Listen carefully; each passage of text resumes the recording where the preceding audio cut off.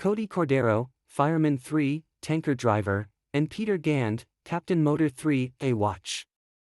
Captain Peter Gand and Fireman 3 Cody Cordeiro knew that August 8th would be a busy day from moment they woke up and passed the Pali section of Honoapiʻilani Highway to work in Lahaina. I remember coming to work knowing that there would be a strong wind that day. Woke up realized that the weather was not too windy on that side, but when I wandered around Pali and looked at the sea, could see huge vortex areas, sea foam super dense wind. Engine 3 Captain Peter Gand, who works at a watch. I'm coming here pretty early. I knew it would be intense with the effect of the wind. As soon as passed through Pali, we knew we're going to have a long day, said Fireman 3, tanker driver and 15-year veteran of the department, Cody Cordeiro. Working to combat Hurricane Lane fire in Lahaina in 2018, Cordeiro said that while the winds of that day were impressive, extreme winds on August 8, 2023 exceeded everything he had experienced before.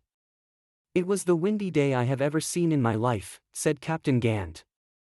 According Captain Gand, the day began with calls for the ladder crew be called ocean rescue work, service calls for power lines be cut, and roofs across Lahaina.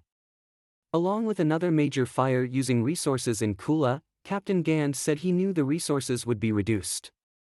Around 6:27 in the morning, a bush fire was reported in an area outside Lahainaluna Road. District officials reported that the fire was caused by strong winds from Hurricane Dora, which passed quite south of the islands.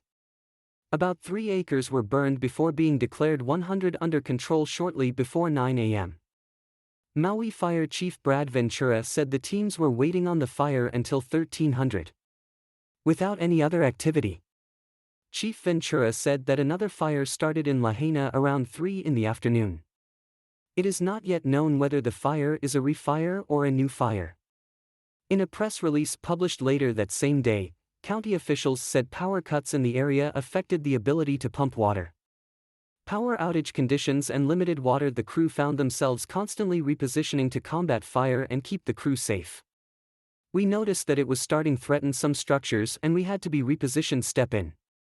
It was just before we literally set everything up, we just realized that it jumped from structure to structure.